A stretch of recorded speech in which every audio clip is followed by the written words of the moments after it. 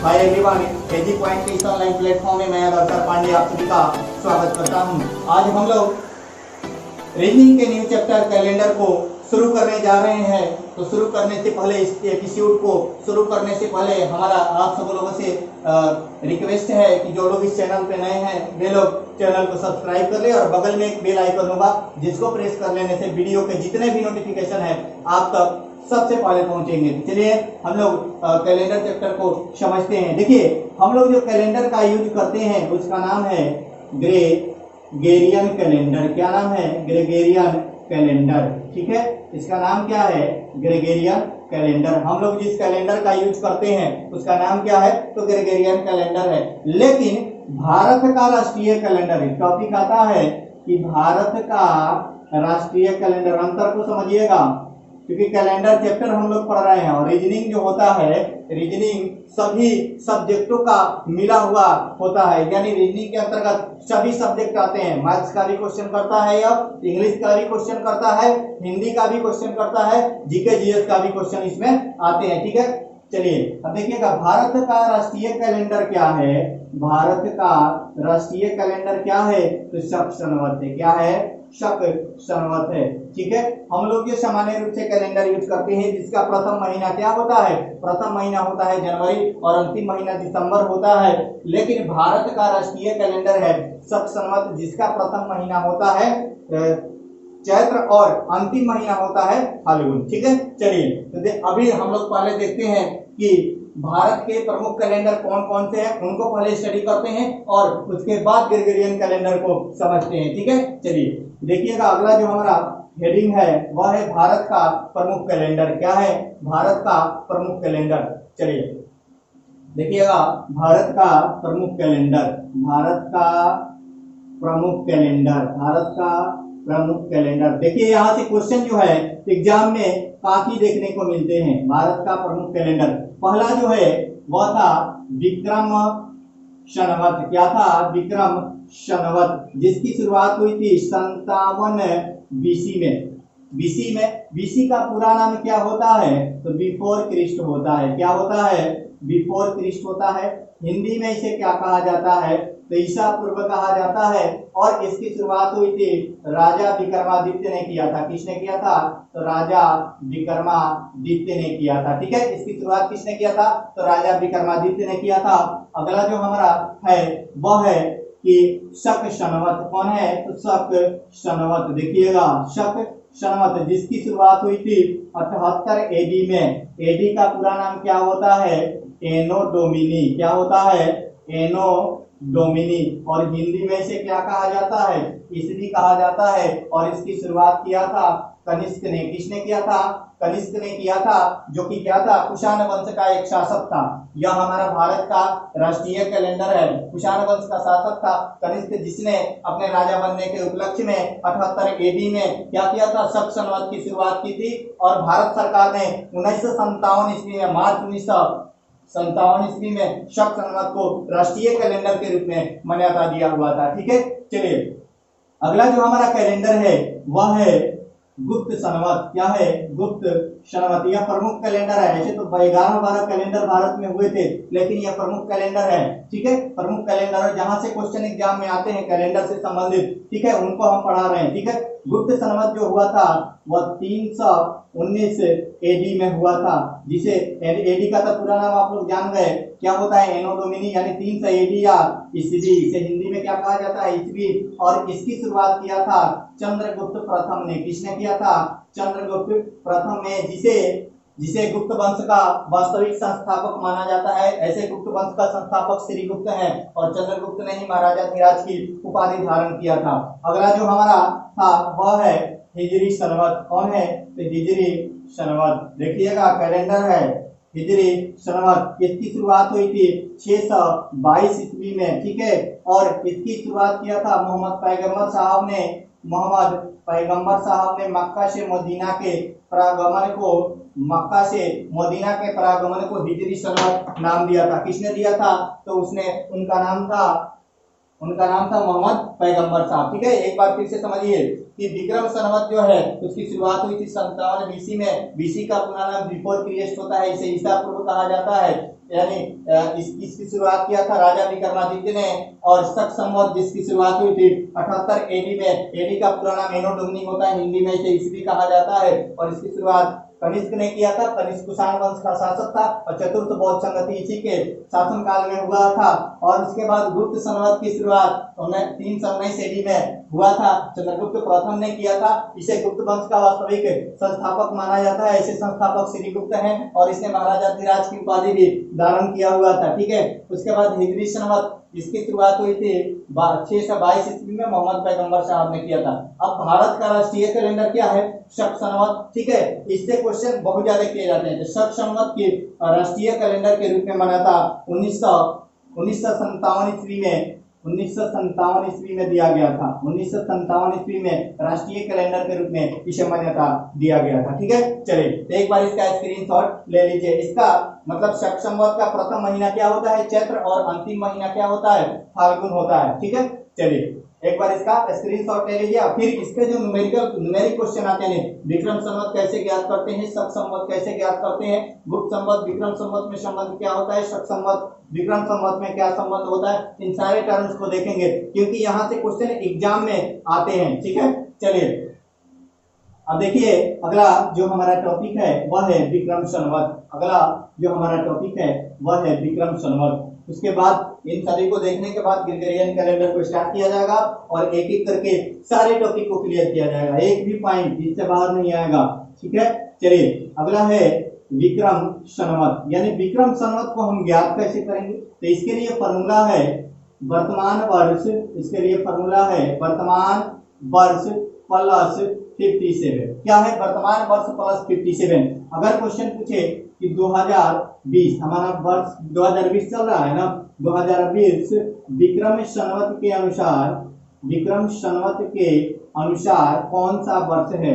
अनुसार कौन सा वर्ष है? ठीक है, कौन सा वर्ष है? ठीक है, देखिएगा तो क्या करेंगे, इसमें क्या करेंगे, वर्तमान हमारा यही ना है 2020, तो 2020 आप प्लस से क्या करेंगे 57। अब देखिए वर्तमान का मतलब क्या हुआ? अगर क्वेश्चन में वर्तमान पूछ रहा है तब अगर वर्तमान वर्ष को देखिएगा, अगर यहाँ पर वर्ष दे दिया होता तो हम क्या करते, उसको भी वही ऐड करते। यहाँ पर लिख लीजिए, इसको ऐसे लिख लीजिए, नहीं तो वर्तमान वर्ष या वर्ष प्लस 57। ठीक है, वर्ष प्लस 57। यहाँ पर क्या करेंगे 2020 में 57 को ऐड करेंगे, यहाँ हमारा 2077 आ जाएगा। यह क्या होगा? विक्रम संवत के अनुसार हमारा जो वर्ष चल रहा है वह है। यह क्वेश्चन पीसीएस में पूछा हुआ क्वेश्चन है। ठीक है, और कैलेंडर जब आप पढ़ रहे हैं तो पूरे अच्छे से क्लियर करें, एक एक पॉइंट को क्लियर करें, कहीं से भी कोई भी क्वेश्चन नहीं छूटना चाहिए। अब देखिए हमारा जो संविधान अंगीकृत अधिनियमित हुआ था, यानी जो संविधान की उद्देशिका है उसका अंतिम लाइन है कि दृढ़ संकल्पित होकर अपनी संविधान सभा में आज 26 नवंबर 1949 ईस्वी मिति मार्गशीर शुक्ल सप्तमी संवत 2006 को, संवत 2006 विक्रमी को एतद द्वारा इस संविधान को अंगीकृत नियमित और आत्मार्पित करते हैं। तो देखिए यहाँ पर क्या बोला था कि संवत 2006, संवत 2006 विक्रमी बोला था ना, और यह क्वेश्चन करता है संवत 2006 विक्रमी। यह क्वेश्चन करता है, क्या करता है कि जब हमारा संविधान अंगीकृत हुआ था, जब हमारा संविधान अंगीकृत हुआ था तो उस समय कौन सा विक्रम संवत था? ठीक है, उस समय कौन सा विक्रम संवत था? क्या क्वेश्चन करता है कि हमारा संविधान जब अंगीकृत हुआ था, हमारा संविधान जब अंगीकृत हुआ था, अंगीकृत हुआ था, देखिए अंगीकृत हुआ था तो उस समय कौन सा वर्ष विक्रम संवत के अनुसार था? विक्रम संवत के अनुसार था। ठीक है, अनुसार था। अब देखिए संविधान अंगीकृत हुआ था, यह पता होना चाहिए। तो 1949 में अंगीकृत हुआ था, तो क्या करेंगे 1949 यानी वर्ष प्लस 57, यानी 1949 प्लस से क्या करेंगे 57 जोड़ेंगे तो 2006 आएगा। क्योंकि ये क्वेश्चन 2 बार आईएएस प्रीलिम्स में किया हुआ क्वेश्चन है। ठीक है, ये क्वेश्चन 2 बार आईएएस प्रीलिम्स में किया हुआ क्वेश्चन है कि हमारा जब संविधान अंगीकृत हुआ था तो उस समय अंगीकृत जब हुआ था तो उस समय विक्रम संवत के अनुसार कौन सा वर्ष था, तो कौन सा वर्ष था, तो 2006 था। एक भी पॉइंट नहीं छूटेगा कैलेंडर से, ठीक है। तो एक बार आप लोग क्या करें, एक बार इसका स्क्रीनशॉट ले लें, ठीक है, एक बार इसका स्क्रीनशॉट ले लें, ठीक है। चलिए एक बार इसका स्क्रीनशॉट ले लें। देखिए कैलेंडर आप पढ़ रहे हैं तो पूरे डिटेल से पढ़ें, जो भी चैप्टर पढ़ रहे हैं पूरे डिटेल में पढ़ें, ठीक है। चलिए देखिएगा, ये अगला जो हमारा टॉपिक है वह है शक संवत। क्या है, शक संवत है, ठीक है। चलिए देखिए शक संवत क्या है, शक संवत से संबंधित जो क्वेश्चन किए जाते हैं वो एग्जाम में कैसे किए जाते हैं, इसको मिटा दे, ठीक है। चलिए अगला जो हमारा टॉपिक है वह है शक संवत। उसके बाद देखेंगे विक्रम संवत और शक संवत में क्या रिलेशन है, फिर ग्रेगोरियन कैलेंडर क्या है, सबको देखेंगे, एक एक पॉइंट को पूरा क्लियर करते हुए समझते हुए आगे बढ़ेंगे हम लोग, ठीक है। अगला है शक संवत। क्या है, शक संवत। देखिएगा शक संवत जो होता है इसका निकालने का फॉर्मूला क्या होता है, तो वर्ष प्लस वर्ष माइनस 78। क्या होता है, वर्ष माइनस 78। अगर क्वेश्चन करे, देखिएगा अगर क्वेश्चन करेगा कि वर्तमान में कौन सा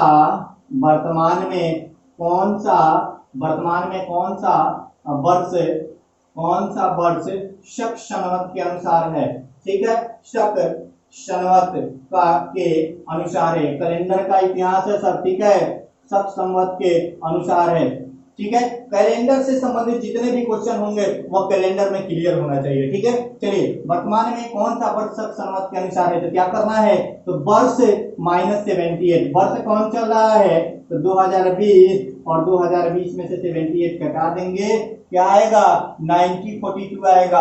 क्या आएगा, 1942 आएगा, यानी 1942 चल रहा है, ठीक है। वर्तमान में शक संवत के अनुसार 1942 चल रहा है। इसके पहले जब नरेंद्र मोदी ने शपथ लिया था तो उस समय क्या था, 1941 था। उन्होंने अपने शपथ ग्रहण में भी यह बात बोला हुआ था, ठीक है। चलिए अब देखिए शक संवत और विक्रम संवत में क्या रिलेशन होते हैं। शक संवत आप लोग निकालेंगे, क्या करेंगे, वर्ष माइनस 78, ईयर में से क्या करेंगे, 78 को घटा लेंगे, हमारा निकल जाएगा क्या, शक संवत की जानकारी हमें प्राप्त हो जाएगी। अगला देखिए इस पे जो क्वेश्चन करता है, क्वेश्चन ये करता है कि विक्रम संवत और शक संवत, विक्रम संवत और शक संवत के बीच कितने वर्ष का अंतर होता है, कितने वर्ष का अंतर होता है। ये क्वेश्चन बहुत बार किया हुआ है, कितने वर्ष का अंतर होता है। कैलेंडर है, कैलेंडर यह चैप्टर जो है काफी इंपॉर्टेंट चैप्टर है, ठीक है। देखिए विक्रम संवत और शक संवत के बीच कितने वर्ष का अंतर होता है, तो अंतर के लिए हम लोग क्या करेंगे, दोनों के वर्ष को जोड़ देंगे। यानी विक्रम संवत की शुरुआत कब हुई थी, विक्रम संवत की शुरुआत कब हुई थी, और उसके बाद शक संवत की जो शुरुआत हुई थी, इन दोनों को क्या करेंगे, ऐड कर देंगे। यानी विक्रम संवत 57 और प्लस क्या 78 जोड़ेंगे, कितना आ जाएगा, 135 आएगा। 135 यानी 135 वर्ष का अंतर था विक्रम संवत और शक संवत के बीच में। विक्रम संवत और शक संवत के बीच में 135 वर्ष का अंतर था। ये भी क्वेश्चन किया हुआ है, 4-5 बार किया हुआ क्वेश्चन है। ये सब क्वेश्चन यूपीसीएस में किया हुआ क्वेश्चन है। यूपीसीएस का सेट निकालकर आप देखिएगा, 5 बार यह क्वेश्चन किया हुआ है। और पीसीएस लेवल के या दरोगा लेवल के जो मेंस वगैरह होते हैं या पीटी, उसमें भी ये सारे क्वेश्चन रिपीट करते हैं, ठीक है। देखिए कैलेंडर जब आप पढ़ रहे हैं तो पूरे डिटेल में पढ़े, सारे टॉपिक को क्लियर करते हुए आगे बढ़े, ठीक है। चलिए एक बार इसका स्क्रीनशॉट लीजिए, और फिर हम लोग गुप्त संवत के बारे में बता दे रहे हैं, और उसके बाद गुप्त संवत को पढ़ने के पश्चात हम लोग ग्रेगोरियन कैलेंडर को पढ़ेंगे और आगे बढ़ेंगे, ठीक है। चलिए स्क्रीनशॉट ले लीजिए। चलिए अब देखिएगा अगला जो हमारा टॉपिक है वह है गुप्त संवत। क्या है, गुप्त संवत। देखिएगा टॉपिक क्या है, गुप्त संवत। देखिए गुप्त संवत की शुरुआत कब हुई थी, गुप्त संवत की शुरुआत कब हुई थी, और इससे क्वेश्चन क्या करते हैं। तो इससे क्वेश्चन करता है कि गुप्त संवत और शक संवत के बीच शक संवत के बीच कितने वर्ष का अंतर होता है? कितने वर्ष का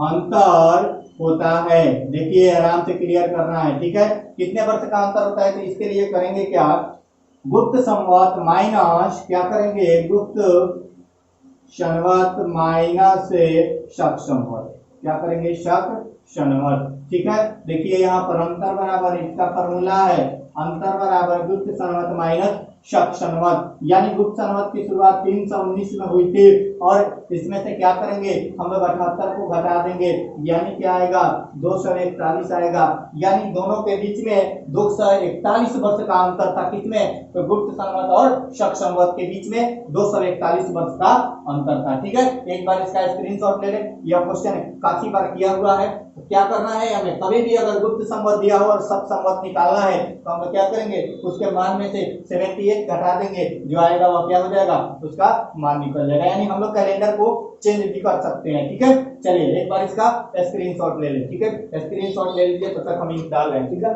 चलिए स्क्रीनशॉट ले लीजिए। अब आगे हम लोग ग्रेगोरियन कैलेंडर को देखने वाले हैं और ग्रेगोरियन कैलेंडर के प्रत्येक टॉपिक को, उसके हिस्ट्री को, सभी को क्लियर करते हुए आगे बढ़ने वाले हैं, ठीक है। चलिए एक बार इसका स्क्रीनशॉट ले लो। अगले टर्म को पढ़ते हैं, ग्रेगोरियन कैलेंडर को पढ़ते हैं और आगे बढ़ते हैं, ठीक है।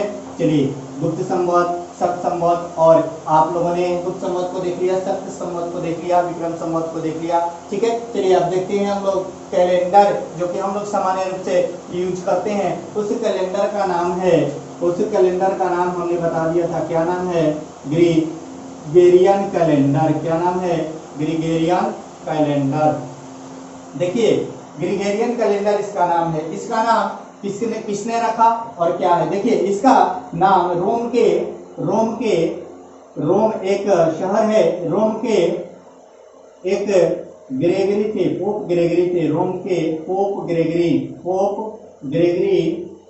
रोम के पोप ग्रेगरी थे, जो कि एक चर्च में पादरी थे। क्या थे, पादरी थे। क्या थे, पादरी का मतलब समझ रहे हैं, पूजा करने वाले, ठीक है। जैसे कि हम लोगों के यहाँ ब्राह्मण होते हैं, ठीक है, तो यह क्या थे, पादरी थे।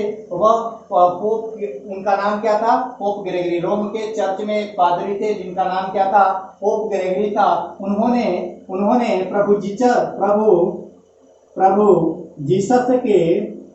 प्रभु जीसस के जन्म दिवस को, उन्होंने प्रभु जीसस के जन्म दिवस को क्या बोला था, उन्होंने प्रभु जीसस के जन्म दिवस को 1 जनवरी और बातों को ध्यान से समझिएगा, 1 जनवरी और सन 1 माना था, ठीक है, सन 1 माना था। बातों को एकदम ध्यान से समझिए। देखिएगा यहाँ पर, देखिए क्लियर कीजिए। ग्रेगोरियन कैलेंडर जो है उसका नामकरण किसने किया था, तो रोम के चर्च थे, रोम के चर्च में पादरी थे, कौन, पोप ग्रेगरी। रोम के चर्च में पादरी थे, कौन, पोप ग्रेगरी, जिन्होंने प्रभु जीसस के जन्म दिवस को 1 जनवरी और सन 1 ईस्वी नाम दिया था। और इन्होंने सप्ताह का प्रथम दिन यानी 1 जनवरी प्रथम दिन, या फिर 1 जनवरी का दिन कौन रखा था, 1 जनवरी का दिन रखा था सोमवार। क्या रखा था, सोमवार। देखिए आराम से समझिएगा, क्वेश्चन क्या करता है यहाँ से, ठीक है, समझिए। क्वेश्चन करता है कि ग्रेगोरियन कैलेंडर की शुरुआत किसने किया था, तो पोप ग्रेगरी ने। यह पादरी थे, यह कोई साइंटिस्ट नहीं थे, बातों को ध्यान से समझिए, यह कोई साइंटिस्ट नहीं थे, यह पादरी थे। इन्होंने प्रभु जीसस के जन्म दिवस को 1 जनवरी और सन 1 माना और दिन कौन सा रखा, तो सोमवार रखा, ठीक है। और देखिए क्वेश्चन ये भी करता है कि सप्ताह का प्रथम दिन कौन होता है, तो सप्ताह का प्रथम दिन संडे नहीं होता है, सप्ताह का प्रथम दिन संडे नहीं, सप्ताह का नोट डाउन कर लीजिएगा, सप्ताह का प्रथम दिन संडे नहीं होता है, मंडे होता है। क्या होता है, तो मंडे होता है, ठीक है, समझे। मंडे यानी समझ रहे हैं, सोमवार होता है, सोमवार। सप्ताह का प्रथम दिन क्या होता है, first day of the week क्या होता है, तो मंडे होता है, ठीक है। यानी अकॉर्डिंग टू ग्रेगोरियन कैलेंडर, इसका नाम कहीं कहीं ग्रेगोरियन कैलेंडर और कहीं कहीं रोमन कैलेंडर भी देखने को मिलता है इसका नाम, ठीक है। इसका नाम क्या, तो रोमन कैलेंडर भी देखने को मिलता है। अब देखिए यहाँ से क्वेश्चन किया, क्या बोलते हैं, ग्रेगोरियन कैलेंडर की शुरुआत पोप ग्रेगरी ने किया था। वो एक चर्च में क्या थे, पादरी थे, ठीक है। प्रभु जीसस जिन के जन्म दिवस 1 जनवरी और सन 1 को इसकी शुरुआत किया हुआ था और सप्ताह का प्रथम दिन सोमवार होता है। एक बार इसका स्क्रीनशॉट ले और फिर हम लोग आगे बढ़ते हैं, ठीक है। चलिए एक बार इसका स्क्रीनशॉट लीजिए और उसके बाद हम बताते हैं कि जो ग्रेगोरियन कैलेंडर होता है इसके अनुसार पोप ग्रेगरी ने क्या क्या किया हुआ था, ठीक है। चलिए एक बार इसका स्क्रीनशॉट लीजिए, ठीक है। चलिए स्क्रीनशॉट ले लिए। चलिए अब देखिएगा जो अगला हमारा टॉपिक है, पोप ग्रेगरी ने जो वर्ष बनाया था उस वह कैसा वर्ष बनाया था, आप लोग स्क्रीनशॉट ले लिए। पोप ग्रेगरी ने जो वर्ष बनाया था, पोप ग्रेगरी, ठीक है, पोप ग्रेगरी ने जो वर्ष बनाया था वह वर्ष था, उसमें दिन कितने थे, 365 दिन थे। कितने दिन थे, तो 365 दिन थे, ठीक है। चलिए अब क्या होता है कि एक सौरमान का नाम सुने होंगे, सौरमान, ठीक है, सोलर वैल्यू। सोलर वैल्यू कितने के बराबर होता है, सोलर वैल्यू। अच्छा एक बात तो बताइए, सूर्य के चारों ओर क्या करता है, सूर्य के बाहर पृथ्वी चक्कर लगाता है। एक सोलर वैल्यू का मान कितना होता है, एक सोलर वैल्यू का मान 365 दिन। उसके बाद क्या होता है, तो 365 दिन 23 घंटा 48 मिनट 47.5 होता है, ठीक है। 365 दिन 365 दिन 23 घंटा 48 मिनट और 47.5 होता है एक सोलर वैल्यू का मान। इसे हिंदी में क्या कहते हैं, तो इसे हिंदी में सौर मान कहते हैं। क्या कहते हैं, सौर मान कहते हैं। जब पोप ग्रेगरी साहब ने वर्ष बनाया था तो उसमें दिन कितने रखे थे, 365 दिन, और उसमें फरवरी कितने दिन का था, जिसमें उन्होंने फरवरी को रखा हुआ था 28 दिन का, ठीक है। और 1 जनवरी से शुरुआत की थी और इसमें 12 महीने रखे थे। कितने महीने, तो 12 महीना उन्होंने रखा था, किसने, तो पोप ग्रेगरी साहब ने। और इसके महीनों की शुरुआत यानी 30 और 31 दिन का निर्धारण भी उन्होंने ही किया था। फरवरी को उसमें क्या किया था, 28 दिन रखा था। लेकिन हुआ क्या कि जो हमारा एक सौर मान होता है वह 365 दिन 23 घंटा 48 मिनट 47.5 का होता है, जिसे हम लोग क्या कहते हैं, लगभग 6 घंटा मान लेते हैं। कितना मान लेते हैं, 6 आवर मान लेते हैं, ठीक है। अब देखिए हुआ क्या कि लगातार 6-6 घंटे 4 वर्षों पर क्या हो जा रहे थे, एक दिन का निर्माण कर रहे थे। यानी देखिएगा यहाँ पर 6 घंटा 6 घंटा 6 घंटा 6 घंटा कितना हो गया, तीनों का ऐड कीजिएगा 24 घंटा, यानी हमारा एक दिन हो जाएगा ना, एक दिन हो जा रहा था। तो इस प्रकार क्या हुआ, 366 दिन का निर्माण भी 366 दिन का निर्माण हुआ, ठीक है, जो कि पोप ग्रेगरी साहब ने ही किया था। और उस दिन को बढ़ाया था, उस एक दिन को बढ़ाया था किसमें, तो फरवरी में। और फरवरी क्या हो गया, 29 दिन का हो गया। इस प्रकार फरवरी कितने दिन का हो गया, 29 दिन का। और एक नए वर्ष लीप वर्ष का निर्माण हुआ। एक लीप वर्ष का निर्माण हुआ, ठीक है, लीप वर्ष का निर्माण हुआ, जिसका हिंदी क्या होता है, अधिवर्ष कहा जाता है, जिसे हिंदी में अधिवर्ष कहा जाता है। फिर से समझिए यहाँ से क्वेश्चन क्या किए जाते, 365 दिन जबकि पोप ग्रेगरी ने वर्ष का निर्माण किया था, इसे सामान्य वर्ष कहा जाता है। 365 दिन वाले को सामान्य वर्ष कहा जाने लगा, सामान्य वर्ष, जनरली और इंग्लिश में ऑर्डिनरी ईयर भी कहा जाता है। और इसे लीप वर्ष कहा जाने लगा, हिंदी इसका अधिवर्ष होता। पोप ग्रेगरी साहब ने एक सोलर वैल्यू को जब देखा गया तो इसमें 365 दिन 23 घंटा 48 मिनट और 37.5 के होते थे, जिसे 6 आवर अप्रोक्स मान लिया जाता है, जो कि 4 वर्षों में क्या हो जाता है, एक दिन का निर्माण कर लेता है और लीप ईयर का निर्माण हो गया। अब एक क्वेश्चन क्या करता है कि ग्रेगोरियन कैलेंडर का देखिएगा क्वेश्चन क्या करता है, ग्रेगोरियन कैलेंडर, ठीक है, ग्रेगोरियन कैलेंडर क्वेश्चन करता है कि ग्रेगोरियन कैलेंडर का आधार वर्ष क्या है। ग्रेगोरियन कैलेंडर का कैलेंडर का आधार क्या है, आधार क्या है। देखिएगा, आराम से समझना है, कैलेंडर चैप्टर है, ठीक है। ग्रेगोरियन कैलेंडर का आधार क्या है, ग्रेगोरियन कैलेंडर का आधार क्या है, सौरमान। क्या है, एक सौरमान है। क्या है आधार, तो सौरमान है। बातों को एकदम ध्यान से समझना है, ये भी क्वेश्चन पूछा हुआ है, ठीक है, क्वेश्चन किया हुआ है एनटीपीसी में, ठीक है। ग्रेगोरियन कैलेंडर का आधार क्या है, तो सौरमान है, ठीक है। ग्रेगोरियन कैलेंडर का आधार क्या है, तो सौरमान है। और एक सौरमान कितने के बराबर होता है, 365 दिन 23 घंटा 48 मिनट 47 सेकंड का एक सौर मान होता है, ठीक है। चलिए एक बार फिर से समझ लीजिए, इसको आराम से समझिएगा, ठीक है। देखिएगा, जो कैलेंडर है, कैलेंडर, इस कैलेंडर का निर्माण किया था पोप ग्रेगरी ने, मैंने बता दिया है। और इसमें इन्होंने दिन बनाया था, 365 दिन का फरवरी को रखा था, 28 दिन का महीने 12 बनाए थे। और क्या हुआ कि जब सौरमान की वैल्यू को देखा गया, वैज्ञानिक दृष्टिकोण से देखा गया, तो 6-6 घंटे हो जा रहे थे, जो कि चौथे वर्ष में एक दिन का निर्माण कर लेते थे। और इस प्रकार लीप वर्ष का निर्माण हुआ, जो कि पोप ग्रेगरी साहब ने किया था। और यहाँ से जो क्वेश्चन बनते हैं वह बनता है ग्रेगोरियन कैलेंडर का आधार क्या है, तो वह क्या है, सौरमान है, इंग्लिश में सोलर वैल्यू कहा जाता है, ठीक है। स्क्रीनशॉट ले लीजिए। अब देखते हैं कि हम लोग ग्रेगोरियन कैलेंडर के अंतर्गत दो प्रकार के वर्ष देख लिए, कौन कौन, तो एक सामान्य वर्ष और दूसरा क्या है, लीप वर्ष। अब देखेंगे कि कौन से वर्ष सामान्य वर्ष है, सामान्य वर्ष की क्या विशेषता है और लीप वर्ष की क्या विशेषता है, ठीक है। एक बार इसका स्क्रीनशॉट ले लीजिए, ठीक है। चलिए एक बार इसका स्क्रीनशॉट ले लीजिए, फिर हम लोग देखते हैं। चलिए आराम से समझना है, एक एक पॉइंट को क्लियर करना है, क्योंकि कैलेंडर चैप्टर आज के एग्जाम का लगातार 3-4 वर्षों से एग्जाम का सबसे इंपॉर्टेंट टॉपिक होते चला गया है, ठीक है, सबसे इंपॉर्टेंट टॉपिक होते चला गया है, ठीक है। चलिए देखिए, कैलेंडर के अंतर्गत यानी कि ग्रेगोरियन कैलेंडर के अंतर्गत हम लोग दो प्रकार के वर्षों का अध्ययन करते हैं। प्रथम होता है, देखिएगा यहाँ पर होता है सामान्य वर्ष, सामान्य वर्ष, इंग्लिश में इसे कहते हैं ऑर्डिनरी ईयर या फिर जनरल ईयर, ठीक है, जनरल ईयर इंग्लिश में इसे कहते हैं, ठीक है।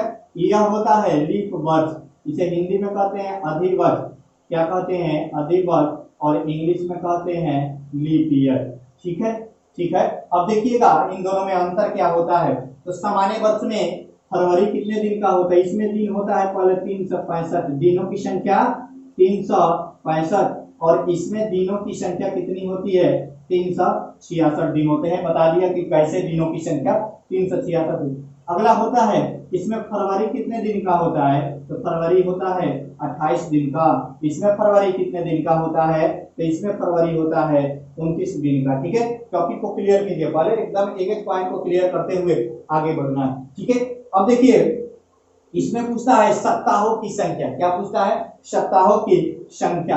अब देखिए यहाँ पर सप्ताहों की संख्या, सप्ताह में कितने दिन होते हैं, सप्ताह में कैलेंडर का निर्माण दिन सप्ताह महीना से होता है, दिन सप्ताह और महीना मिलने से ही ना ग्रेगोरियन कैलेंडर का निर्माण हुआ है। यानी दिन होते हैं, सप्ताह होते हैं, दिन किसे कहते हैं, तो सप्ताह के 7वें भाग को दिन कहते हैं। सप्ताह किसे कहते हैं, तो यह वो वर्ष के 52वें भाग को सप्ताह कहा जाता है, ठीक है। चलिए अब देखिएगा क्वेश्चन आते हैं, क्वेश्चन क्या आते हैं कि इसमें सप्ताह कितने होंगे, तो 365 में 7 से भाग दे दीजिए, सप्ताह में 7 दिन होते हैं, तो 52 सप्ताह क्या हो जाएगा, 52 सप्ताह एक दिन होगा ना। तो सप्ताहों की संख्या कितनी हो गई, 52 सप्ताह। और इस एक दिन को क्या कहा जाता है, ऑड नंबर, क्या कहा जाता है, विषम दिन। अगर क्वेश्चन कहे कि विषम दिन की संख्या कितनी, आगे हम बताएंगे कि विषम दिन कैसे निकाला जाता है, ठीक है। विषम दिन, इसे इंग्लिश में क्या कहा जाता है, ऑड नंबर। सप्ताह को इंग्लिश में वीक कहा जाता है, ठीक है, क्योंकि इंग्लिश वाले भी कुछ लोग हैं, ठीक है। तो विषम दिन ऑड नंबर की संख्या कितनी होती है, एक होती है, 52 सप्ताह होते हैं। अब देखिएगा अगला जो इसका प्रॉपर्टीज है, अगला जो इसका प्रॉपर्टीज है, वह प्रॉपर्टीज है इस सामान्य वर्ष में, प्रॉपर्टीज नंबर 1 है कि सामान्य वर्ष में प्रथम दिन, वर्ष के प्रथम दिन और अंतिम दिन समान होते हैं। वर्ष के प्रथम दिन और अंतिम दिन समान होते हैं, अंतिम दिन समान होते हैं, अंतिम दिन समान होते हैं, ठीक है, क्लियर है। यानी अगर 1 जनवरी को सोमवार है तो 31 दिसंबर को भी क्या होगा, सोमवार होगा। कब, जब सामान्य वर्ष हो। ठीक है, अगला टर्म देखिएगा, इसमें 366 दिन होते हैं तो सप्ताह कितने हुए, सप्ताह तो 52 होंगे, सप्ताह 52, लेकिन विषम दिन कितने हो जाएंगे, विषम दिन कितने हो जाएंगे, 2 हो जाएंगे। और इसमें सामान्य वर्ष, इसमें लीप वर्ष में देखिएगा, लीप वर्ष में प्रथम दिन, लीप वर्ष में प्रथम दिन और अंतिम दिन लगातार हो जाते हैं। लगातार समझ रहे हैं, लगातार हो जाते हैं, हो जाते हैं। अब देखिए समझिएगा, लगातार का मतलब क्या हो गया, प्रथम दिन और अंतिम दिन लगातार हो जाते हैं। लगातार का मतलब क्या है, 1 जनवरी को सोमवार है तो 31 दिसंबर को क्या, दिसंबर के बाद लगातार अगला क्या आता है, मंगलवार आता है। इस पर आधारित क्वेश्चन कर रहे हैं। ठीक है, चलिए एक बार इसको समझिए कि सामान्य वर्ष और लीप वर्ष क्या होते हैं। ठीक है, सामान्य वर्ष जो होता है, सामान्य वर्ष वह इसमें 365 दिन होते हैं और इसमें फरवरी 28 दिन का होता है, इसमें फरवरी 29 दिन का, जो कि सभी लोग जानते हैं। इसमें 52 सप्ताह, इसमें भी 52 सप्ताह, लेकिन इसमें सामान्य वर्ष में विषम दिनों की संख्या 1 होती है, लीप वर्ष में विषम दिनों की संख्या 2 होती है। सामान्य वर्ष के प्रथम और अंतिम दिन समान होते हैं और लीप वर्ष के प्रथम और अंतिम दिन सामान्य न होकर के लगातार हो जाते हैं। ठीक है, चलिए अब देखेंगे कि आखिर लीप वर्ष कैसे ज्ञात करते हैं, कैसे निर्धारित करेंगे कि कौन सा वर्ष सामान्य वर्ष है और कौन सा वर्ष लीप वर्ष है। उसके बाद हम एक एक पॉइंट को क्लियर करेंगे, यानी विषम दिनों की संख्या निकालना, सामान्य वर्ष और अंतिम वर्ष के अंतिम और प्रथम दिन और अंतिम दिन पर भी क्वेश्चन करेंगे। ठीक है, चलिए एक बार इसका स्क्रीनशॉट ले ले, या प्रॉपर्टीज है इसका सामान्य वर्ष और इसका लीप वर्ष का। ठीक है, चलिए एक बार इसका स्क्रीनशॉट ले ले। ठीक है, चलिए स्क्रीनशॉट ले लिए, चलिए अब देखिएगा, आराम से पढ़ना है। ठीक है, एक एक पॉइंट को क्लियर करते हुए आगे बढ़ना है। ठीक है, चलिए अब देखिएगा, यहाँ पर देखिएगा कैसे समझेंगे कि कौन सा वर्ष सामान्य वर्ष है और लीप वर्ष है। शुरू से जब छोटे थे तभी से समझ रहे हैं कि भाई 4 से भाग दे देंगे तो क्या आ जाएगा, लीप वर्ष निकल जाएगा। लेकिन क्या होगा कि लीप शताब्दी, क्या होगा जब शताब्दी के वर्ष आएंगे ना तो उसमें 400 से भाग देंगे। देखिए यहाँ पर अगला जो हमारा टॉपिक है वह लीप वर्ष कैसे हम लोग पहचानेंगे, लीप वर्ष पहचानने का तरीका। ठीक है, how to method of how to find a leap year. ठीक है, देखिएगा यहाँ पर थोड़ा हिंट डाल रहे हैं। ठीक है, चलिए यहाँ पर देखिए लीप वर्ष के लिए क्या करेंगे, देखेंगे दिए गए वर्ष के अंतिम 2 अंक में 4 से भाग दे देंगे, जो कि आप लोग पहले से समझे हुए हैं, पहले से जाने हुए हैं कि दिए गए अंक के दिए गए वर्ष के अंतिम 2 में क्या करेंगे, भाग दे देंगे। ठीक है, चलिए अब क्या करेंगे हम लोग उसको बता देते हैं और उसके बाद शताब्दी का रहेगा तो 400 से भाग दे देंगे। शताब्दी का मतलब क्या होता है, तो 200, 300, 400 ये सभी क्या है, शताब्दी के वर्ष हैं। शताब्दी के वर्ष वाले में क्या करेंगे, 400 से भाग दे देंगे, बस हमारा निकल जाएगा। अब देखिएगा यहाँ पर देखिए, यहाँ पर देखिएगा लीप वर्ष पहचानने का तरीका। फर्स्ट हमारा मेथड है कि दिए गए वर्ष के अंतिम 2 अंक में 4 से भाग देंगे, बस हमारा निकल जाएगा। लीप वर्ष है कि नहीं, जैसे अगर दिया है कि 1976 तो क्या करेंगे, अंतिम 2 अंक 76 है, 76 में 4 से भाग दीजिए, पूरा पूरी कट जाएगा। ठीक है, 4 से भाग देंगे, पूरा पूरी कट गया, 4 से भाग देंगे, उसके बाद क्या होगा, पूरा पूरी कट गया तो हमारा क्या है, लीप वर्ष है। पूरा पूरी कट गया तो हमारा क्या है, लीप वर्ष है। 4 से भाग देंगे। सेकेंड टर्म हमारा क्या होता है, अगर पूर्णतः विभाजित हो जाए, पूर्णतः डिविजिबल हो, ठीक है, पूर्णतः विभाजित हो जाए, पूर्णतः कट जाए तो क्या हो जाएगा, डिविजिबल हो, पूर्णतः यानी रिमाइंडर 0 आ जाए तो क्या हो, पूर्णतः विभाजित हो तो लीप वर्ष होगा। लीप वर्ष होगा, यह हमारा फर्स्ट क्राइटेरिया था, लीप वर्ष हो गया। यानी अब पूर्णतः विभाजित हो गया 1976 तो हमारा लीप वर्ष निकल गया। अगला देखिएगा, अगला टर्म देखिएगा, थर्ड टर्म से है यदि शताब्दी का वर्ष हो, यदि शताब्दी का वर्ष हो तो 400 से भाग देंगे, 400 से भाग देंगे, यदि पूर्णतः कट जाए, यदि पूर्णतः कट जाए, देखिएगा यदि पूर्णतः कट जाए यानी डिविजिबल और पूर्णतः विभाजित हो जाए, डिविजिबल हो जाए यानी रिमाइंडर 0 आ जाए, विभाजित हो जाए तो क्या होगा, लीप वर्ष होगा, लीप वर्ष होगा, लीप वर्ष होगा। देखिए लीप वर्ष होगा, लीप इधर से रहेगा, ठीक है। चलिए अब देखिएगा, देखिए कैसे पता चलेगा कि शताब्दी का वर्ष है, जब भी शताब्दी में नहीं 500 600 100, शताब्दी का अर्थ क्या होता है 100, सेंचुरी, शताब्दी को इंग्लिश में क्या कहते हैं, सेंचुरी कहते हैं। यानी सेंचुरी का जब ईयर दिया हो, सेंचुरी ईयर दिया हो तो क्या करेंगे हम लोग 400 से भाग देंगे, जैसे कि 1900 दिया, जैसे कि यहाँ पर 2000 दिया हो, 2000 दिया है शताब्दी का है तो 400 से भाग देंगे, पूर्णतः डिविजिबल है 5 से, तो यह क्या है, लीप वर्ष है, ठीक है। अब देखिएगा एक एक टॉपिक को समझिएगा कि दोनों क्यों जरूरी होता है, दोनों क्यों लगाते हैं, क्योंकि देखिए 1900 जो है 1900 यहाँ पर देखिएगा 1900 4 से कट जाएगा, 4 से कट जाएगा, लेकिन यह लीप वर्ष नहीं है। 1900 400 से कट जाएगा लेकिन यह क्या है, लीप वर्ष नहीं है, क्या है, लीप वर्ष नहीं है, ठीक है। अब क्या करेंगे, 1900 400 से कट जाएगा लेकिन यह लीप वर्ष नहीं है, बातों को समझिए।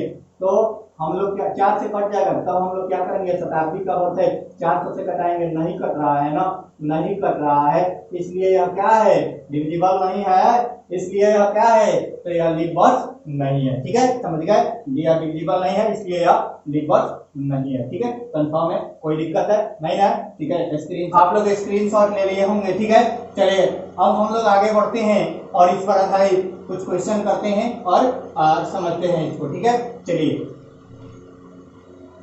लिखिएगा, कैलेंडर जो चैप्टर है काफी महत्वपूर्ण चैप्टर है, आजकल के एग्जाम का काफी महत्वपूर्ण चैप्टर हो गया है। अब कैलेंडर आप पढ़ रहे हैं तो कैलेंडर के संपूर्ण पॉइंट जैसे दिया रहे कि दिए गए वर्ष में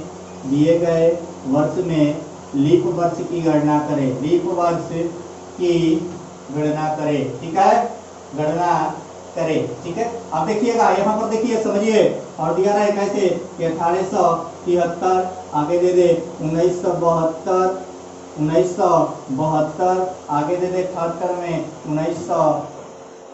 1976 डाल देते हैं, ठीक है, या फिर दे दे फोर्थ में 1900 ईस्वी, ठीक है, ठीक है। अब देखिएगा यहाँ पर देखिए क्या दे दिया है, कैसे निकाला, दिए गए वर्ष के अंतिम 2 अंक में 4 से भाग दे देंगे, यानी 73 में 4 से भाग देंगे, पूरा पूरी कट रहा है नहीं ना, 18 चौक 72 एक शेष बच रहा है, यानी 1873 क्या है, लीप वर्ष नहीं है। अगला चेक करते हैं, 72 में 4 से भाग दीजिए, पूर्णतः कट जाएगा 23 बार में, ठीक है, तो क्या है, तो लीप वर्ष है, ठीक है। अगला देखिएगा, लीप वर्ष का ही अलग नाम एक देता है अधिवर्ष, इसका हिंदी नाम है, ठीक है। अब देखिए 1976 कटाएंगे 4 से, अंतिम 2 अंक कट जाएगा 24 बार में, 1900 देखिए यहाँ पर 1900 यह शताब्दी का वर्ष है, क्या है, शताब्दी का क्या है, तो शताब्दी का वर्ष है, बातों को ध्यान से समझिएगा, शताब्दी का वर्ष है तो क्या करेंगे, 1900 में 400 से भाग देंगे, 1900 में 400 से भाग देंगे, क्या यह कट रहा है, क्या यह कट रहा है, नहीं कट रहा है, तो इसलिए यह क्या हो जाएगा, यह क्या हो जाएगा, सामान्य वर्ष हो जाएगा, ठीक है, सामान्य वर्ष हो जाएगा। देखिए 4 से विभाज्यता का नियम कहता है, आप लोग पढ़े होंगे कि अंतिम 2 अंक पर शून्य हो तो वह संख्या क्या होगी, 4 से विभाज्य होगी, लेकिन 1900 जो होता है ये शताब्दी वर्ष है, इसलिए इसमें 400 से भाग दिए और हमने 400 से यह पूरा पूरी नहीं कटा, इसलिए यह 1900 क्या है, तो सामान्य वर्ष है, समझ गए, यह क्या है, सामान्य वर्ष है, ठीक है, कंफर्म है, समझ गए। यानी हम लोग अभी तक जो क्लियर हम लोगों ने किया है उसको एक बार रिकॉल कीजिए। हम लोगों ने विक्रम संवत, शक संवत और गुप्त संवत में अंतर को देखा, उसके बाद पोप ग्रेगरी साहब ने जिस प्रकार कैलेंडर का निर्माण किया, सारे पॉइंट को एक एक करके आप लोगों ने समझा, और आगे हम लोगों ने देखा कि लीप वर्ष क्या होते हैं और सामान्य वर्ष क्या होते हैं, यानी इस पर आधारित जितने भी क्वेश्चन बनते हैं अभी तक हमने देखा है कैलेंडर पर आधारित, वह सारे क्वेश्चन एक एक करके सारे क्वेश्चन को हम लोगों ने देख लिया है। अब जो है, अब इस पर एक और क्वेश्चन करता है जो कि हमने बता दिया है कि जब 1 जनवरी सन 1 ईस्वी को कौन सा दिन था? हमने बताया है ना कि क्या था? सोमवार था, क्योंकि पोप ग्रेगरी साहब ने जब दिनों का जब निर्माण किया था, जब अपने कैलेंडर का निर्माण किया था, तब बताया था क्या कि प्रथम दिन को उन्होंने सोमवार माना था। इसलिए क्वेश्चन करता है कि 1 जनवरी सन 1 को कौन सा दिन था? तो क्या होगा? सोमवार होगा। ठीक है, और सप्ताह का प्रथम दिन भी क्या होता है? सोमवार होता है। यानी जितने पॉइंट को हम लोगों ने अभी रिकॉल किया, अभी हम लोगों ने सीखा, सारे पॉइंट क्या है? क्लियर है? क्लियर है ना? अब देखिए कल जो हमारा पॉइंट बनेगा, कल इसके प्रॉपर्टीज का अध्ययन करेंगे और इसके प्रॉपर्टीज पर क्वेश्चन करेंगे, एक एक क्वेश्चन। ठीक है, एक एक क्वेश्चन को काफी इजी वे में करेंगे। ठीक है, कुछ क्वेश्चन ऐसे आएंगे जिनको बिना पेन और कॉपी के आप सॉल्व करेंगे। ठीक है, चलिए जितने भी प्रॉपर्टीज हमने बताया है सारे प्रॉपर्टीज को क्वेश्चन करेंगे। ठीक है, आज के लिए इतना ही। और यह बात जरूर बताइएगा कि कैलेंडर का मेरा यह प्रयास आप लोगों के लिए कैसा लग रहा है, मेरे रीजनिंग की क्लासेस आप सभी को कैसा लग रहा है। ठीक है, आज के लिए इतना ही। Thank you.